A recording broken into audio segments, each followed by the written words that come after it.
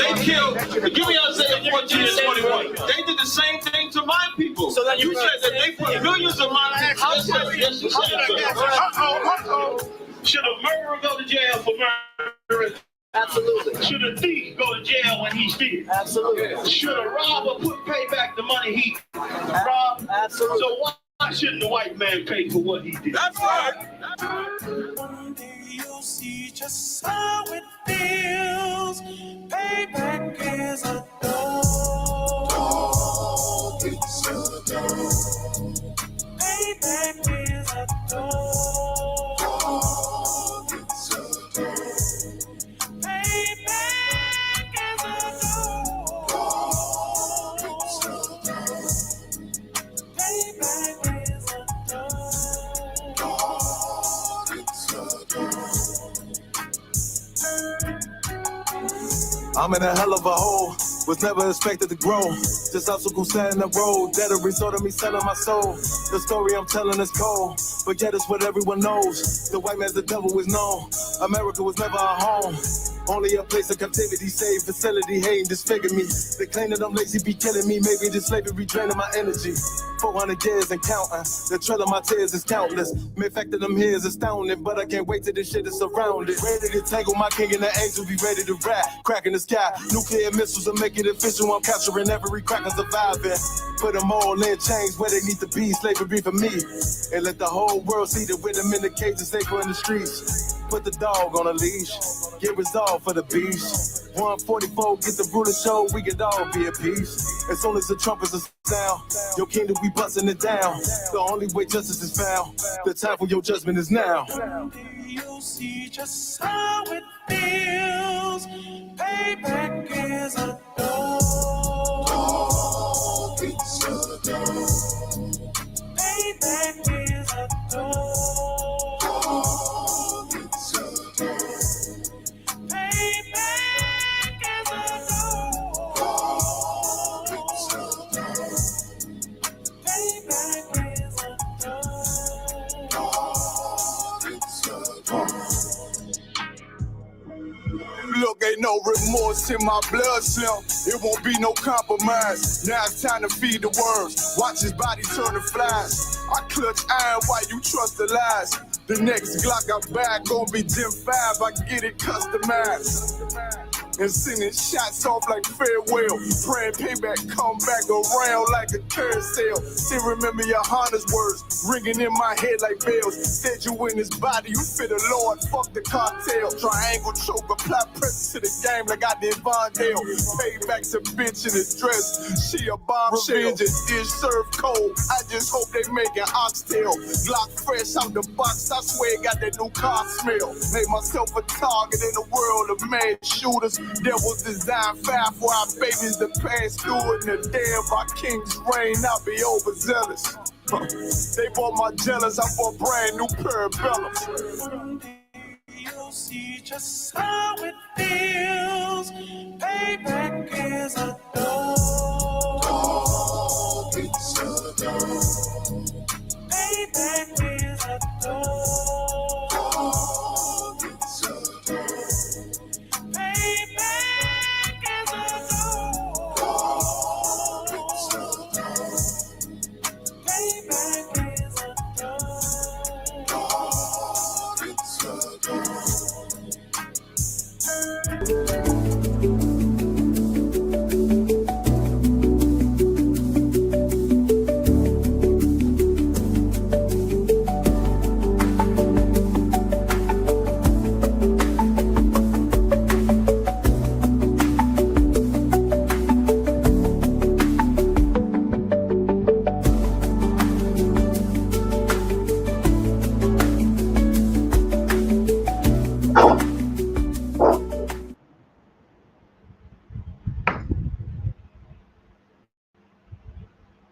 Clap it up. Clap it up, clap it up. Clap it up.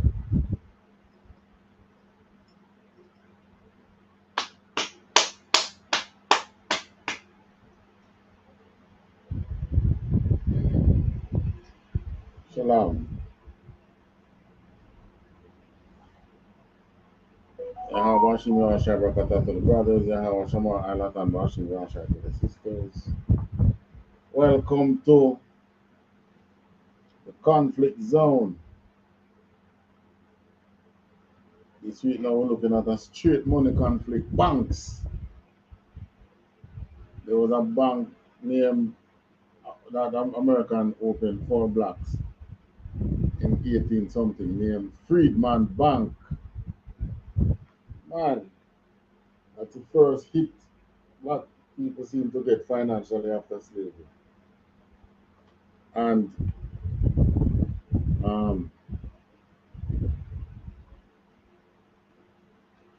two things we want to touch on. That bank and Usain Bolt's.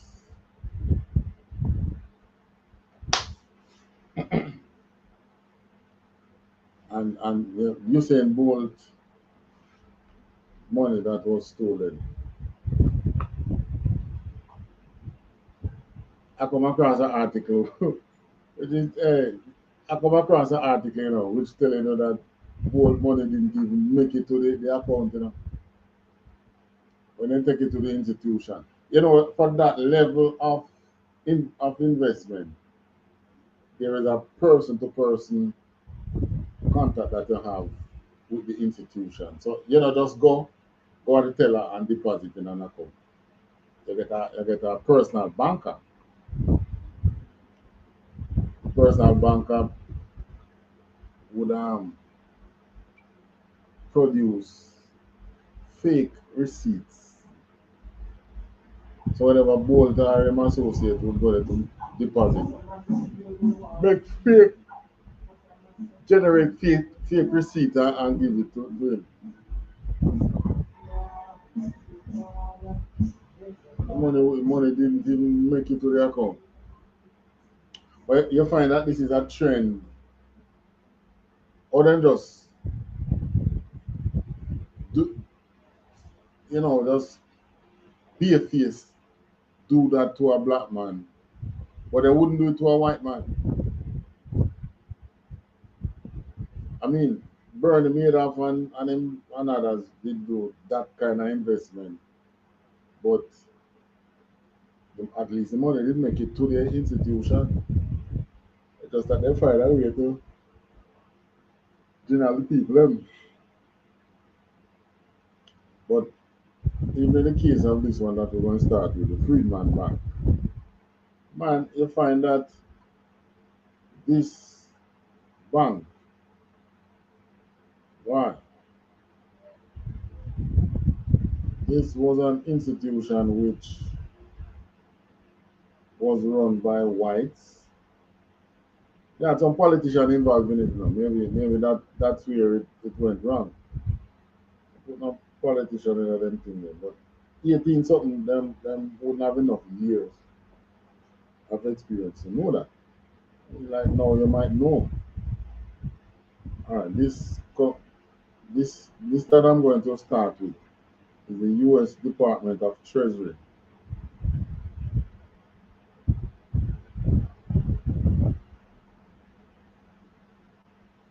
So this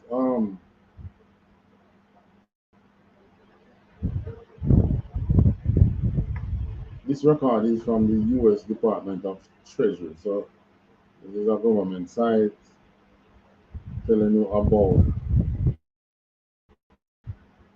something that happened to our people.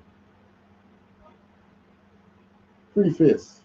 The Freedman Saving and Trust Company was a private corporation chartered by an act of the U.S. government signed in 1865 by President Abraham Lincoln. So in 1865, you have a General Mahaman tell you, yeah, they were good black people. White people. It's true. There are some whites who had an intention of being good towards blacks. But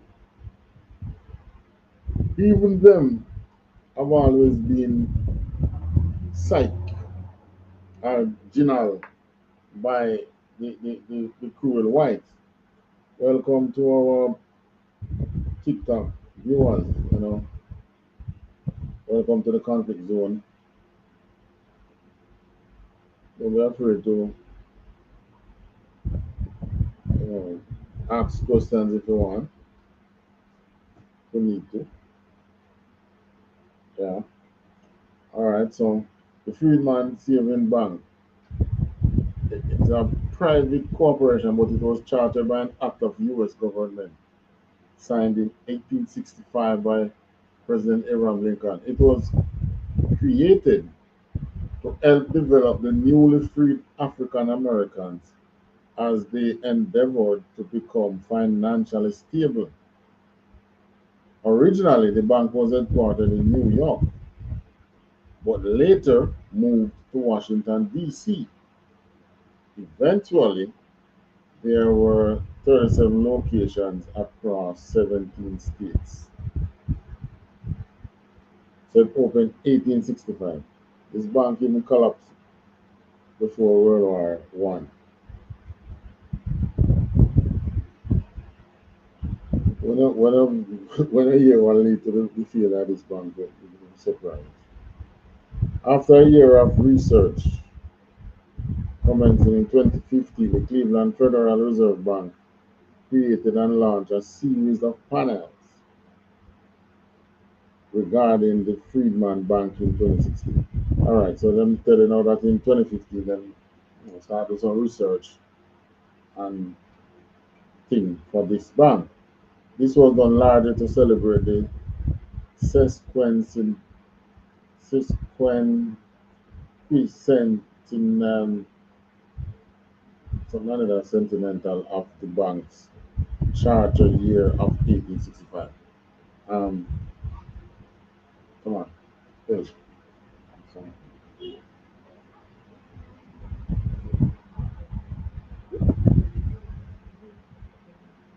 take a look on that for me, please. Take a look, man. After a year of research, right, this was done largely to celebrate that sesquicentennial sesquicentennial of the bank. Not how much years? 18, 19, or 200 years. In the 1860s, there was a little opportunity for African Americans to amass enough wealth to bank. There is a connection today in that there is still a large population of people of color that are unbanked for various reasons. It was important for the Cleveland Federal Reserve Bank to showcase the success, albeit temporary, of the Freedman Bank and the amount of wealth freed slaves contributed to the economy. So that bank, even though the money came from the freed slaves, the amount of money that went through that institution. Treasury acknowledges the generosity of the CFRB, that's the Cleveland Federal Reserve Bank,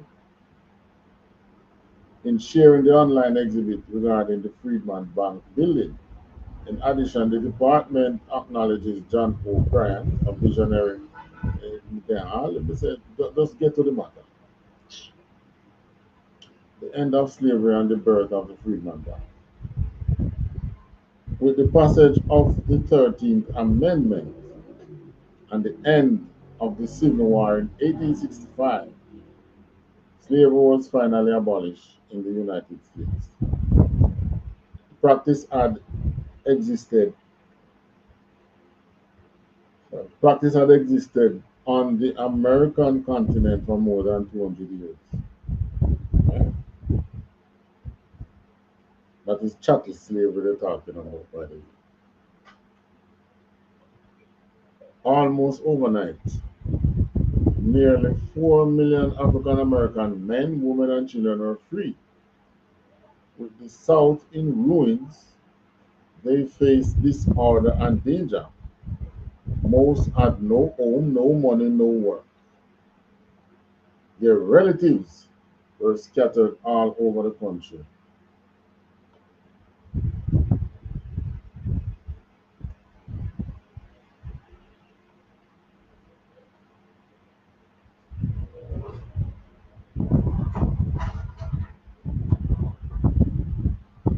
So this is telling you that when slavery was abolished, yeah, the freed slaves now was like it's like they were at sea. They were at a loss. They were at a disadvantage. Their relatives were scattered all over the place. They have no money. They're not no home. They're not at work. All right, and nearly impossible to find. To address the needs of the newly freed slaves, the U.S. government created the Bureau of Refugees, Freedmen, and Abandoned Lands, commonly known as the Freedman's Bureau. Freedmen's Bureau. So them create that now that sign that into law now, that Bureau into law to help free slaves. It provided food, housing, and medical aid to tens of thousands of freed slaves. It located relatives and reunited families, and it helped to establish schools all across the South for African Americans. Meanwhile, a group of missionaries, abolitionists, and businessmen saw that African Americans would need support and education to become financially secure.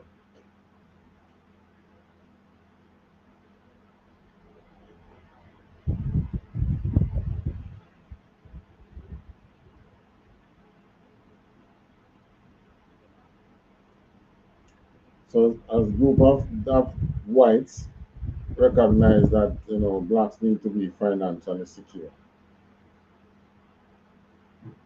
the group worked to create a savings bank for former slaves. We can say,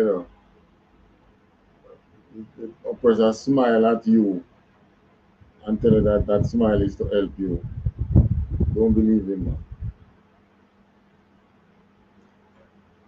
And I read the paragraph again. A group of missionaries, that is people from the church, abolitionists, those abolitionists, they were politicians, and businessmen saw that African Americans would need support and education to become financially secure.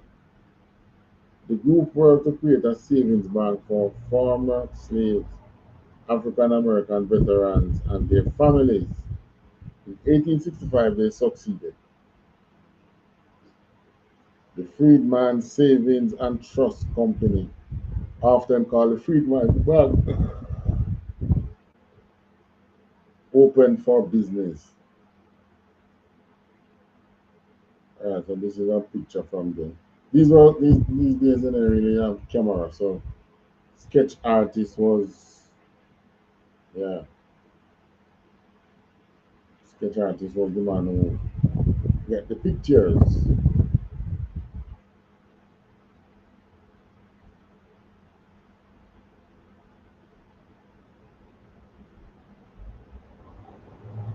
All right, there's a YouTube. There's a reading. I'm gonna tell you some more reading.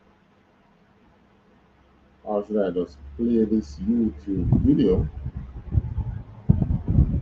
No, just play. This video is about 4 minutes. That tell you about the Freedman Saving and Trust Company. Tell you about the Freedman Bank.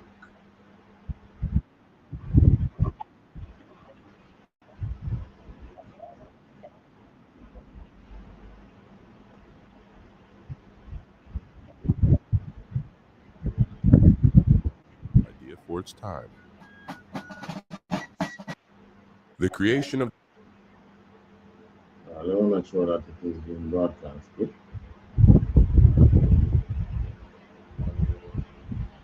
Mhm. Freedman Savings and Trust Company, or the Freedmen's Bank as it became known, was a bold, even radical idea for its time.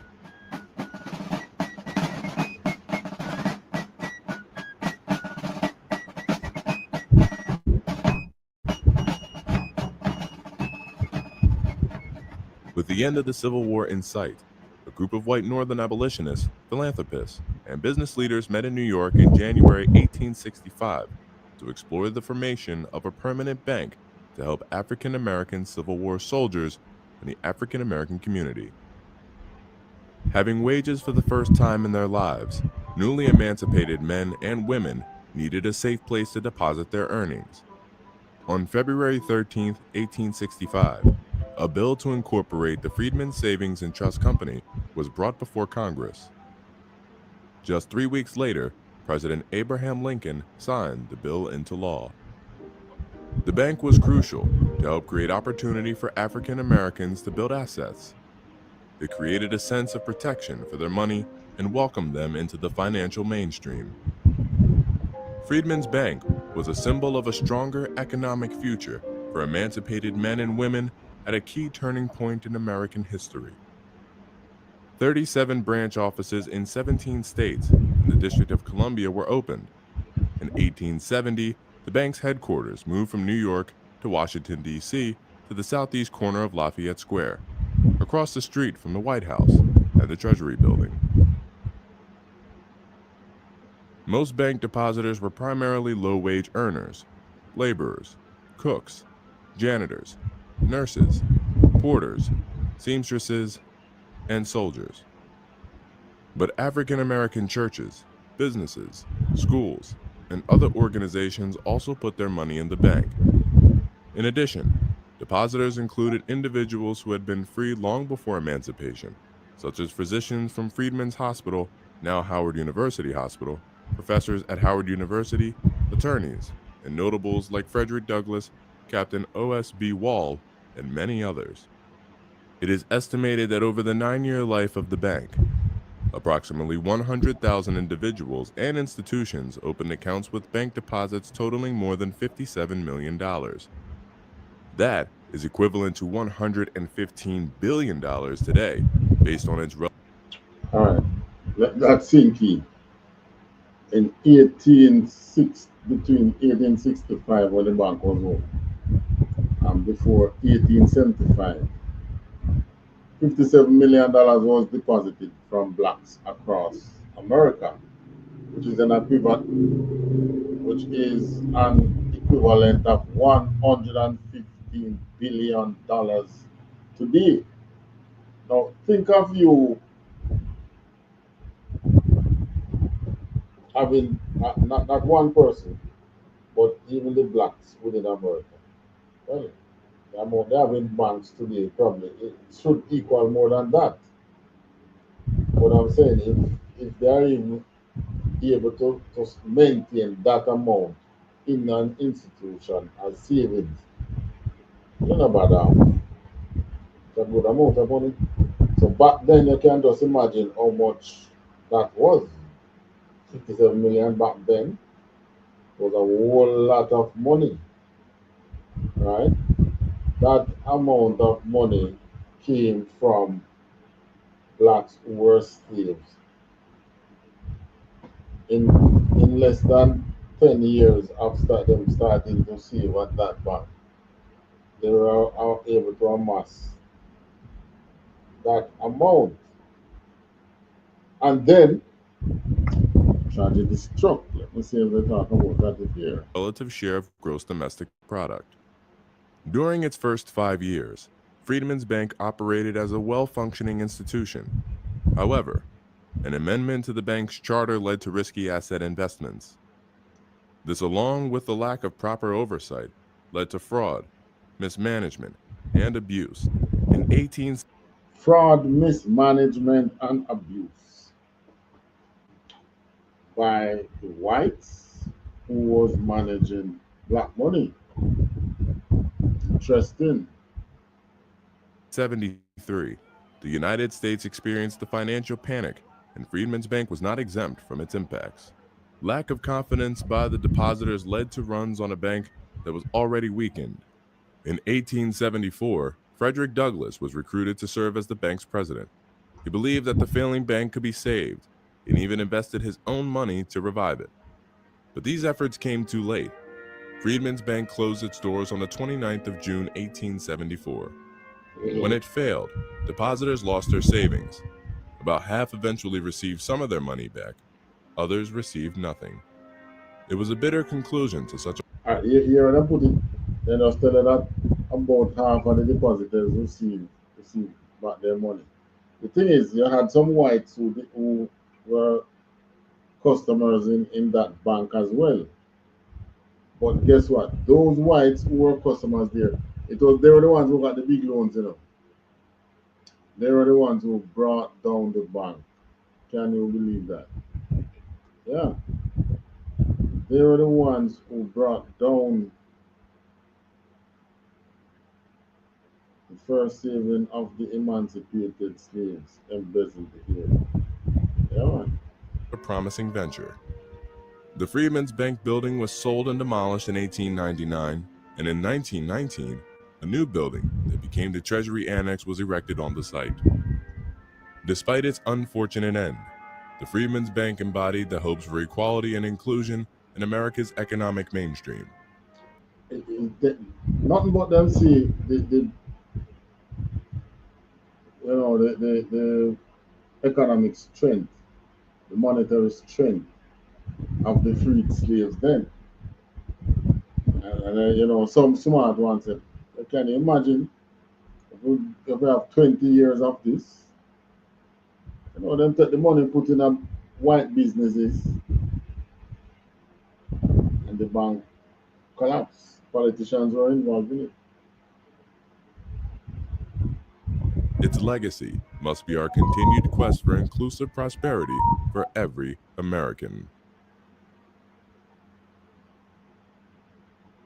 On January 7, 2016, Treasury Secretary Jacob J. Lew named the Treasury Annex in commemoration of the 150th anniversary of the establishment of the Freedman Savings and Trust Company.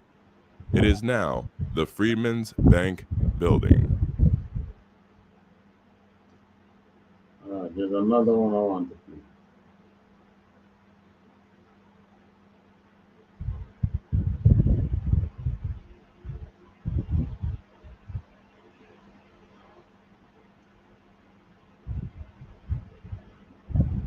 Why are we dwelling on these today? We're not dwelling on them. We're just highlighting them. So moving forward as a people, we become aware of how targeted how these institutions target us. I mean, look at this thing we call hire purchase. That's one of and the government allow this to happen. You take out something on hire purchase, you miss a couple month payment or a couple payments, they come seize the thing that you took out, sell it to recover the amount outstanding. They say the amount you put in it, you don't get back, don't get back anything out of it. And you put money in it too. But anyway, rather than give you time, I'll say, all right.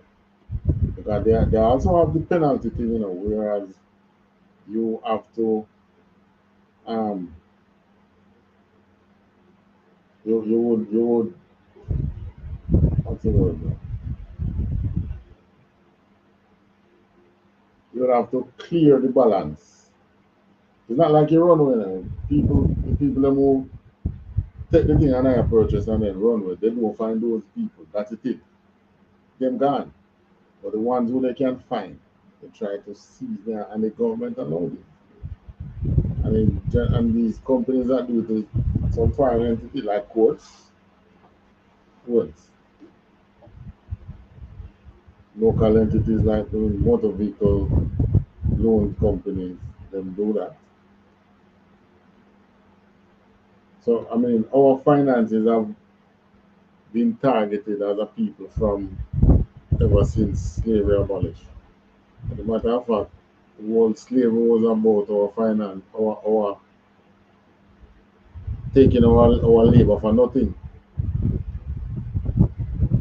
So ever since we come over the West here, we have been targeted for our wealth. All right, this one now, the rise and betrayal of Freedman Bank. This is where I don't really want to go in that one. There is one with this one. It have about 6 minutes of interview. This is a marketplace.org. How a bank failure 150 years ago still shaped many black Americans' relationship to financial institutions. All right, this one interesting. This is an interesting one. This is bringing to the fore that ever since this bank collapsed with black people money, black people don't trust banks. The Freedman Bank was the first opportunity for formerly enslaved people to save and protect their money.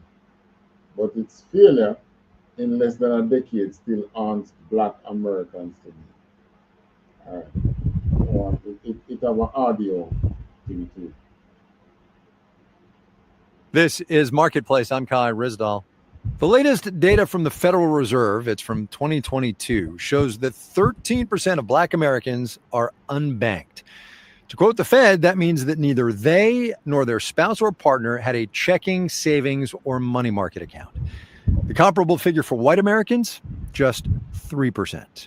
And as often happens, the root cause can be found in history here at the end of the Civil War and the rise and the collapse of something called the Freedmen's Savings Bank. Dr. Justine Hill Edwards is an associate professor of history at the University of Virginia, also the author of a forthcoming book about the Freedmen's Bank. Professor Edwards, welcome to the program. Good to have you on. Thank you for having me. For those unfamiliar, could you give a 30-ish second précis of the Freedmen's Bank? Sure. Well, the Freedmen's Bank, also known as the Freedman Savings and Trust Company, was a savings bank founded in March of 1865, and it was founded by a group of white politicians and philanthropists for the financial benefit of recently freed slaves. As I was prepping to speak with you, it occurred to me that the phrase well-meaning white philanthropists should probably be appended here. Is that fair?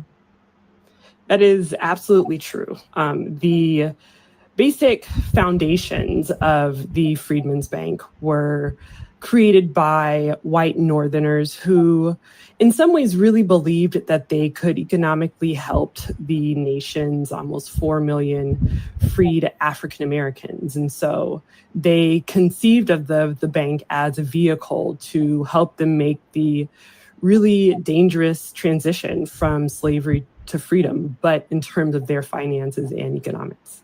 The reason this bank failed matters through, not just the history of that period, but up to today, right?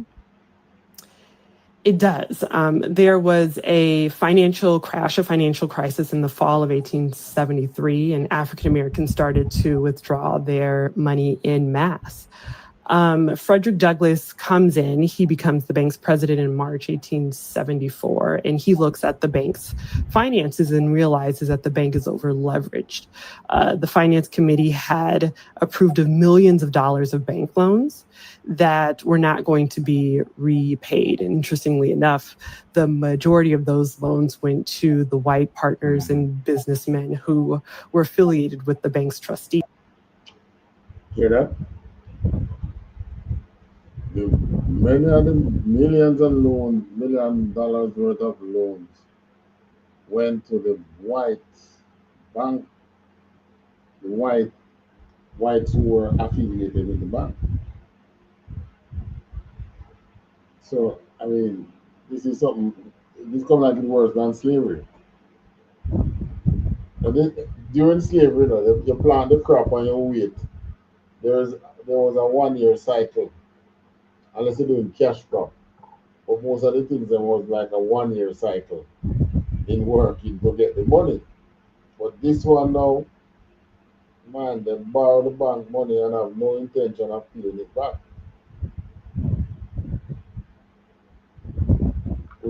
Which black at that time would be so bold. This is Marketplace. I'm Kai Rizdal. The latest data from the Federal Reserve, it's from 2022, shows that 13%. That's right. And in many ways, they really didn't understand the financial knowledge that African Americans were bringing with them. The one and only Frederick Douglass, the most photographed man of the 19th century, was the bank's last president. Okay. All right. So with all of that as context, I want to do a little prologue here. Was the supposition by the people who started this bank that Black Americans had not had not necessarily financial institutions, but financial know-how and financial practices before emancipation? Yes, that's right. And in many ways, they really didn't understand the financial knowledge that African Americans were bringing with them into freedom. African Americans who were enslaved were cultivating ideas of how to make and save money in the period of slavery. And so they were bringing with them very concrete ideas about saving and what they wanted to do with their money, which was to buy property and buy land. Well, that's where I wanted to go next, because, you know, one of the many, many, many tragedies of the Black American economic experience is the inability that Black Americans have had to build generational wealth. And in a way, it kind of starts here. You relate this story either in an article I read or parts of your other writings about during the Great Depression, a descendant of one of these people writing to FDR saying, it would be really great if I could get my hands on my grandmother's, deposit right now. Exactly. And so we see that there is kind of a generational memory of the Freedmen's Bank and its failure. And I think in many ways, too, it's dictated the oftentimes fraught relationship that we've seen between the financial services industry and African Americans in the 20th and 21st centuries. Well, say more about that, because this was 150 something years ago that this happened. And it, your theory of the case here is that it affects things today. Yes. I mean, we see, especially in the period after the bank ends, we see African Americans continue not to trust and engage with the financial services industry that becomes so important in building credit to be able to purchase homes, to pass down generational wealth. And so in some ways, it's not surprising that the wealth gap is as staggering as it is today. As you have done the research for your forthcoming book on this subject, the title of which we'll get to when we say goodbye here, I imagine there were so many instances as you were doing the research where it was a what if moment. What if things had been different? What if they hadn't expanded to white bankers? What if the loans had gone to some of the recently enslaved Black Americans? There must have been so many turning points. Yeah, you see, and it's the same white people today who tell Black people pull themselves up by their own bootstrap, really. And at the same time, they were the ones who, the first embezzlement Blacks together experience coming out of slavery, done by the same whites. The South suck out their labor. This bank was opened by the Northerners, the same abolitionists who helped free the enslaved. Turn around, take with their money. I wonder what kind of business they had put it in. Where today it would have been so different. Sure. I mean, I have heard just in my own family the idea of saving money not in banks, but underneath the mattress. In many ways, I think that these kind of memories of the bank, even though we may not have the language to connect it to behaviors today, it's there, which is why I think that the history of this bank is so important. So probably that's where the whole idea of save money under the mattress came from, because they put the money in the bank and the bank collapsed with their money.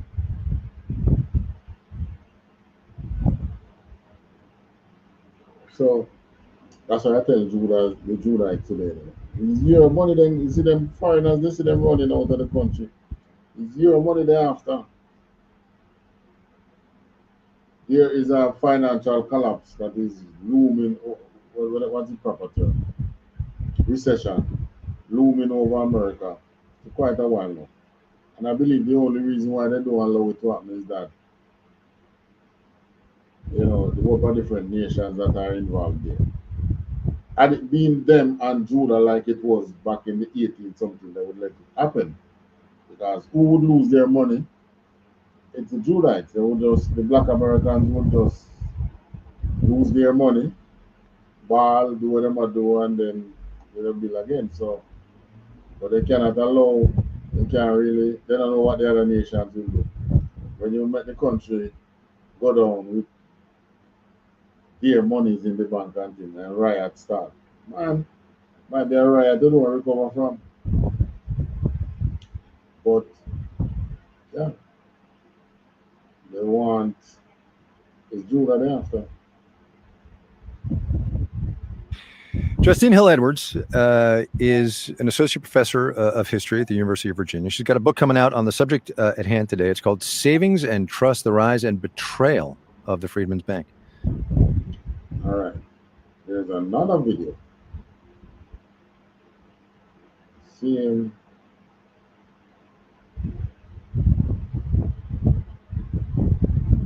this one. That was the one I played. Let me see if we can find that other video.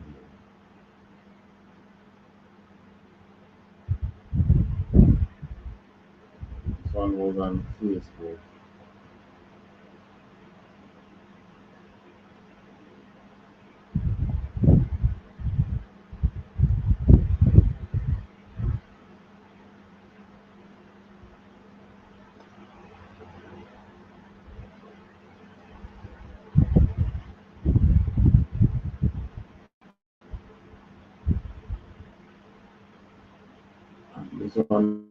This one won't be able to show full screen, but you can listen to it again.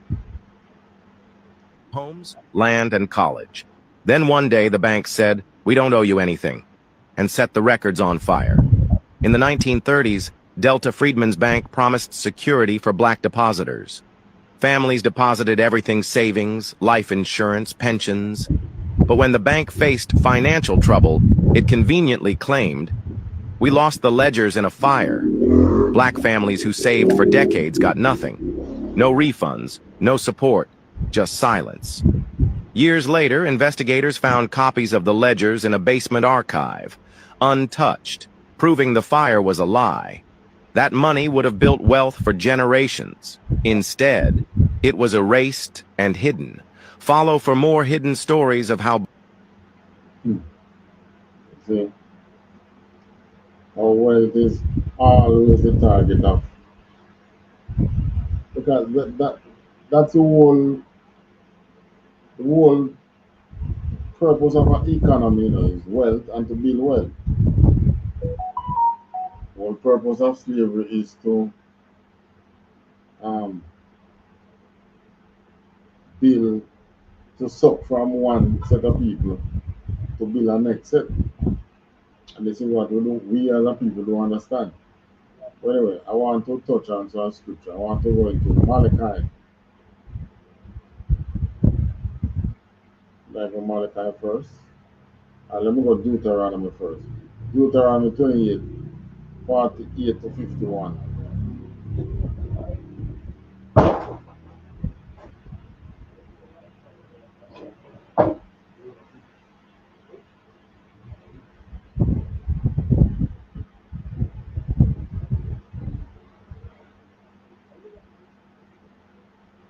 Deuteronomy 28, verse 48. Therefore shalt thou serve thine enemies, which the Lord shall send against thee in hunger, and in thirst, and in nakedness, and in want of all things.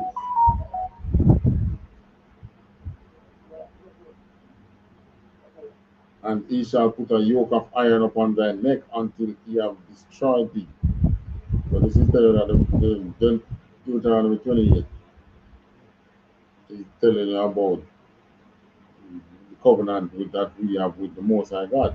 If we serve Him, this is what we shall prosper. If we don't serve Him, we can pay the price. So part of the price that we should pay is that we're going to send our enemy against you. 49. The Lord shall bring a nation against thee from far, from the end of the earth, as swift as the eagle flieth. A nation whose tongue thou shalt not understand. 50. A nation of fierce countenance, which shall not regard the person of old, nor show favor to the young. 51. Interesting. And he shall eat the fruit of thy cattle and the fruit of thy land until thou be destroyed. And that's what they've been doing with us and our finances. Which also shall not leave thee either corn, wine, or oil, succory pig, or the increase of thine kind, or flock, or thy sheep, until he have destroyed thee. But I read Deuteronomy 28 and 51. That's exactly what the oppressor has been doing to us.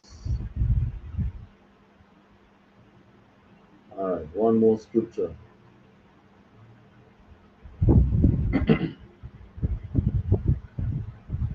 I've read another article on Freedman.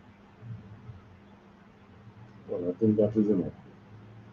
Touch on next scripture. Malachi chapter 1.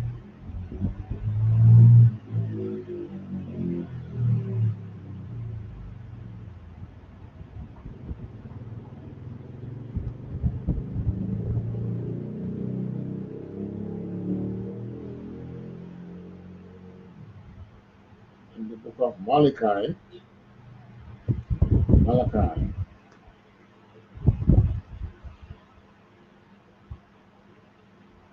chapter 1,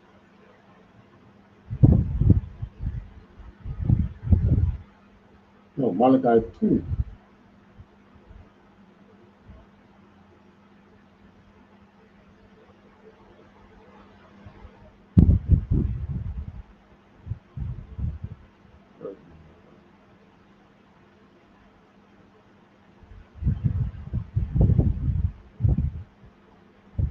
No, Malachi 1, verse 2 to 4.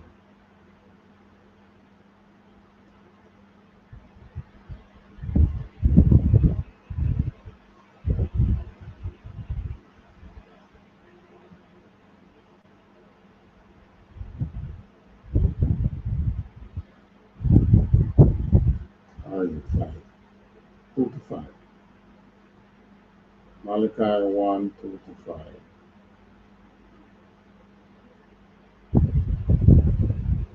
And it reads, verse 2. I have loved you, saith the Lord, saith Yahweh. Yet ye say, wherein hast thou loved us?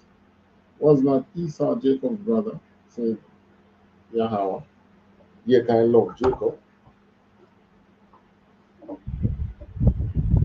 So in Malachi now the Most High tell us, I have shown nothing but love to you. And you have said, we love thee, look on the other nation. And I must say, but the Most High said, Esau and Jacob was brother, I know, yet I love Jacob. Verse 3. And I hated Esau, and laid his mountains and his heritage waste for the dragons of the wilderness. Verse 4. Whereas Edom, that is Esau, saith,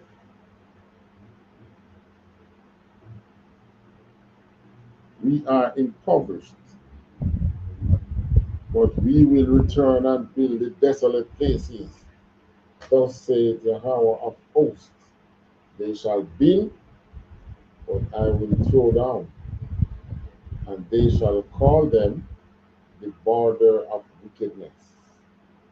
and the people against whom Yahweh hath indignation forever.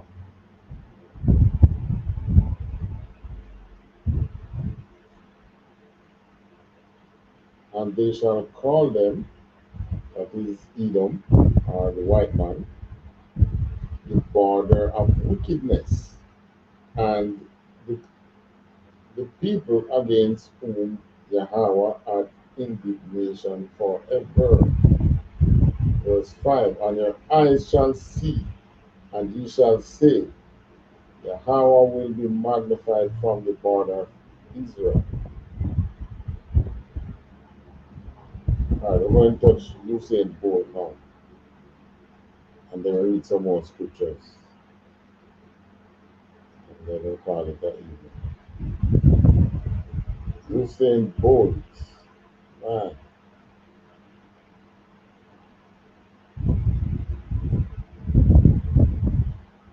This comes from Sportsmax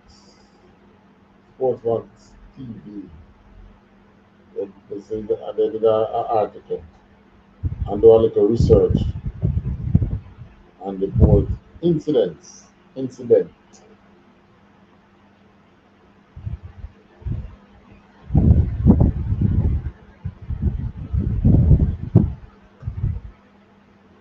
Probe reveals Usain Bolt missing millions never reach SSL account. He will reach. Written by Sportsdex, posted in Athletics. 13th of February 2025. So this year, this was it. Alright. I have to make sure that online people can see this, you know.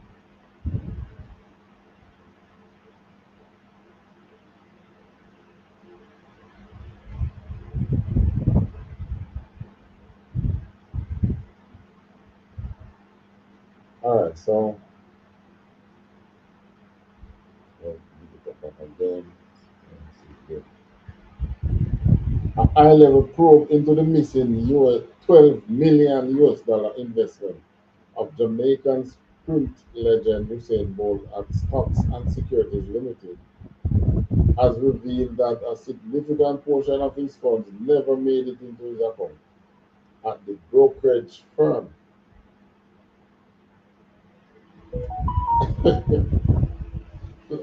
Mercy.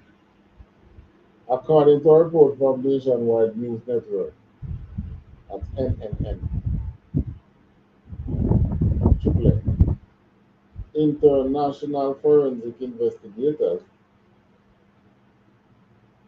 including UK-based Kroll Associates, have uncovered that Bolt's principal investment was stolen before it ever reached his SSL account.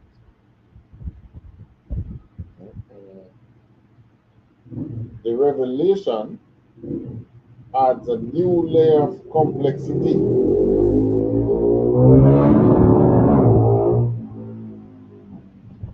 The revelation adds a new layer of complexity to the already grim outlook for Bolt's chances of recovering his money.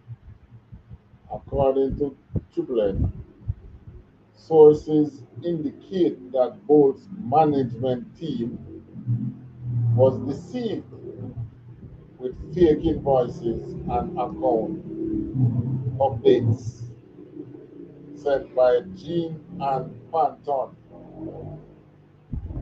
the former SSL employee now facing multiple fraud charges.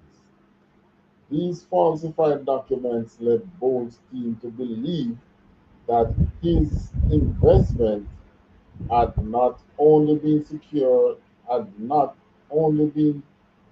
securely placed at SSL, but was also growing in value over time. So how should do that? How do you do that? Keep keep an account of what should be there, but is not really there. So each time they would come and ask, check up with her because she would have been the personal banker. She was able to go into that which should have been there, show him what it should have generated and all that. Side.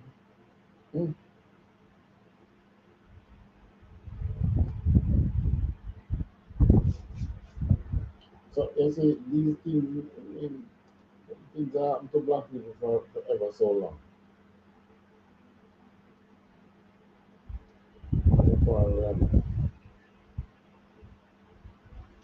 These falsified documents led Gold team to believe that his investment had not only been securely placed at that, but was also growing in value over time. The NNN report said investors have determined that the bulk of the worry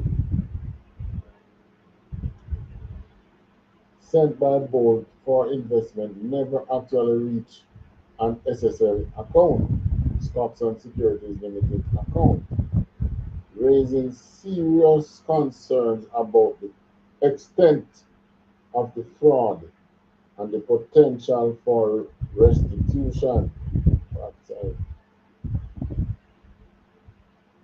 This finding has cast major doubt over whether the Sprint icon will ever see the return of the substantial sum he had been led to believe was accumulating. Meanwhile, the Office of Director of Public Prosecutions, ODPP, is still awaiting further documentation from the Financial Investment Division before making determinations on whether additional individuals from SSL will face criminal charges. Yeah, it could keep 10 million US itself. Documents are expected to provide key evidence in assessing whether there is enough proof to prosecute other individuals connected with the massive fraud. Jean Ann Panton has already been charged and is before the court, having allegedly confessed to orchestrating fraudulent activities involving multiple client accounts over several years. In the wake of this scandal, Bolt revealed that he had dismissed a member of his management team who was responsible for overseeing his investment at SSL. I mean, 10 million US. Yeah, look for that's over $1 billion Jamaican dollar. 10 million times roughly $150. And that is putting it at a reserve exchange rate. Speaking on the popular podcast, The Fix, earlier this week, Bolt expressed his growing frustration with the sluggish pace of the investigation into his missing funds. He firmly, hey, when them carry out them foreign investigators come out here, I remember say vacation and come on to work and vacation and there fine. You say them come out here for work, but you then I enjoy them. Normally you have to put them at a hotel. You then I enjoy the Jamaican food, sunshine, and go to the beach. Yeah, I'm probably enjoying our verbs too. So they will be moving at a sluggish pace. He firmly believes that the Jamaican government can and should do more to facilitate the return of his investment, emphasizing that it holds the key to a resolution. Yeah, because I mean, the Bank of Jamaica should have been supervising these investments, these institutions. Yeah, man, they give them a free ride. they should have periodical investigate periodical what? Yeah, that's it. Supervision, investigation, what? In other words, they're supposed to check their records ever so often, and they weren't doing it. With these latest revelations, Bolt's battle to reclaim his fortune remains uncertain as investigators continue to piece together the extent of the fraud and potential avenues for justice.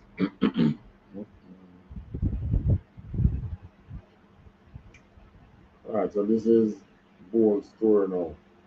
So, I mean, and this is just two things we touch on when it comes to black wealth. You know what's the interesting thing about what we're doing on this show here? Is pure things that have happened after slavery we have been talking about here.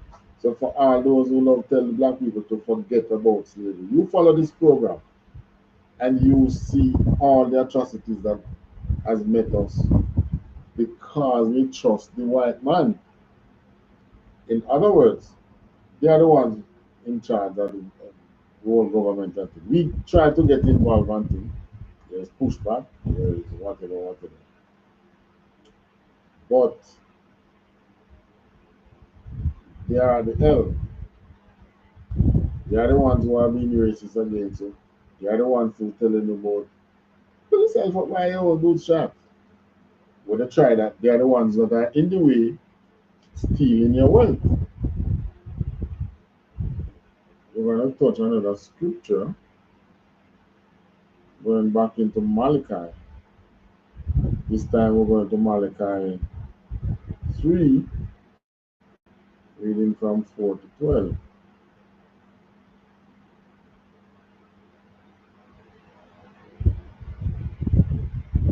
Malachi chapter 3, reading from verse 4.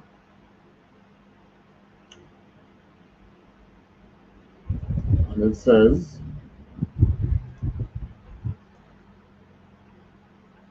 so what this is showing here in Malachi here is that restitution is going to come from the Most High. Then shall the offering of Judah and Jerusalem be pleasant unto Yahweh, as in the days of old and as in former year. 5. And I will come near to you to judgment, and I will be a swift witness against the sorcerers, and against the adulterers, and against false swearers, and against those that oppress the hireling in his wages, the widow and the fatherless, and that turn aside the stranger from his right, and fear not me, saith the Lord of hosts. So these are the things that keep you down. Sorcerers, yeah, all the workers, the adulterers,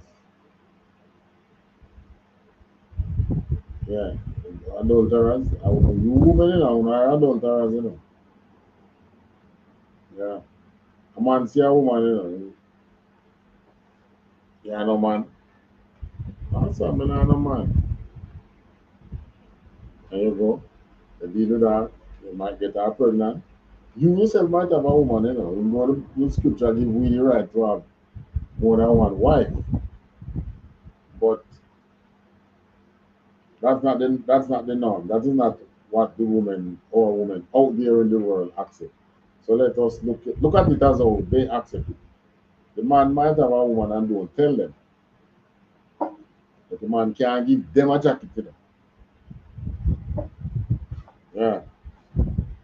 But you can give the man a jacket. And you can cause me to give your man a jacket. What we call jacket is what they call it in America. Paternity fraud. Yeah. And according to the results, you are not the father. Yeah, that's what we call jacket in Jamaica. Verse 6, for I am Yahweh, I change not. So when you read the scripture, you see how tough Yahweh was. Why when Christians come and read New Testament, they believe that God changed. And God start accepting sins. And God start telling, oh, rice killing eat Peter. There was a time when I tell you not to eat pork. Well, you can eat it now. Oh, really? The most I say, I changed not. Therefore, ye sons of Jacob are not consumed.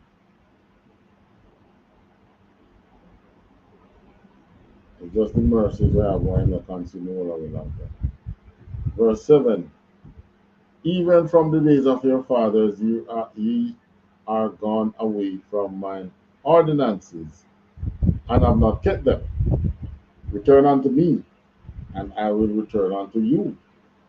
So that's why in the scriptures, in the truth here, we keep telling you, you have to keep the laws, statutes, and commandments. The Most High said, return unto me, and I will return unto you. But he said, wherein shall we return? Verse 8, will a man rob God? Yet you have robbed me. But ye say, wherein have we robbed thee? In tithes and offering. Ye are cursed with a curse. Let me say, bold. I want to show your tithes and offering. True. And matter of fact, give it to the truth. ISUPK.com. 10% of your earnings. You pay it, and we are fighting the cause of our people. We're not fighting for out of many one people. Out of many one people is what stole your money. We're fighting for the cause of our people. Ever since slavery, we believe that we can build a nation with them other races. All of them know that you cannot build a nation. You have to build your family, your race. All of them know that, except we. Even the white man. Why do you think Trump gets so, we call it racist, looking out for him own. Wherein have we robbed thee? Ye are cursed with a curse, for ye have robbed me, even this whole nation. Bring ye all the tithes into the storehouse, that there may be meat in mine house, and prove me now herewith, said Yahweh of hosts, if I will not open you the windows of heaven. And said, bring in the tithes and offering, and said, I'm going to open the windows of heaven. Which is why you all believe, so when we tell them, when we say, pay your tithes, we're telling you to do it because we want your money. We use the money to, you ever see when we have our programs where we're feeding people and, and all them things. That's what we do. And keep the schools open.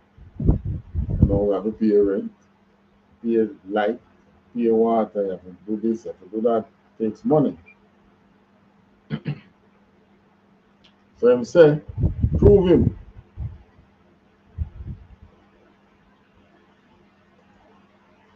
If I will not open you the windows of heaven and pour you out a blessing, that there shall not be room enough to receive it.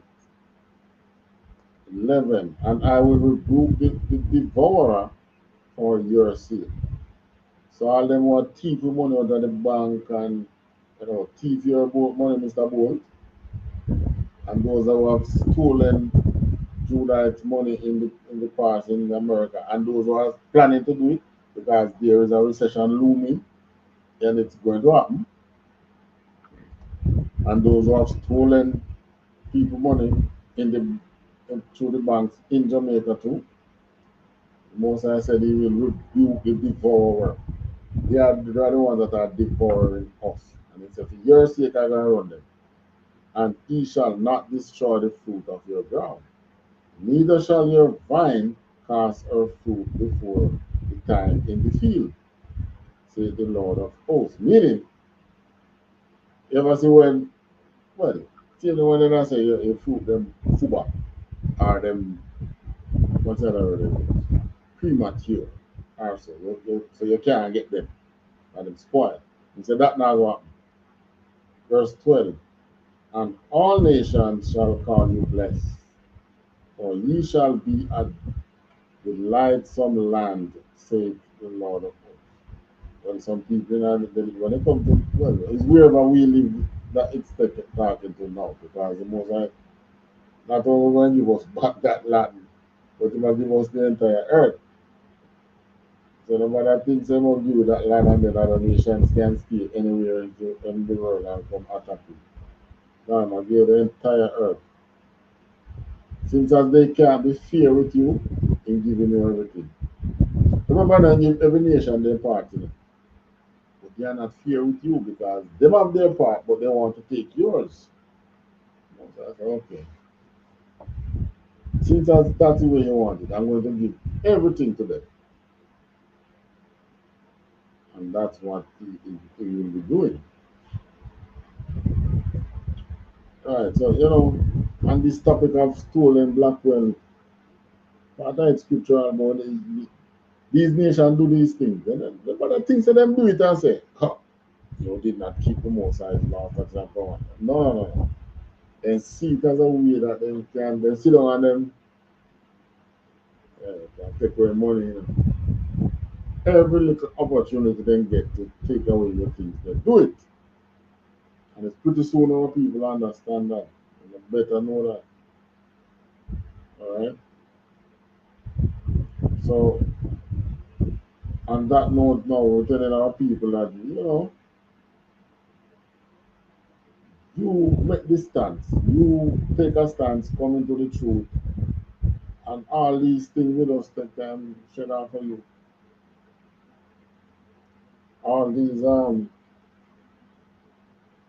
what do we call it now?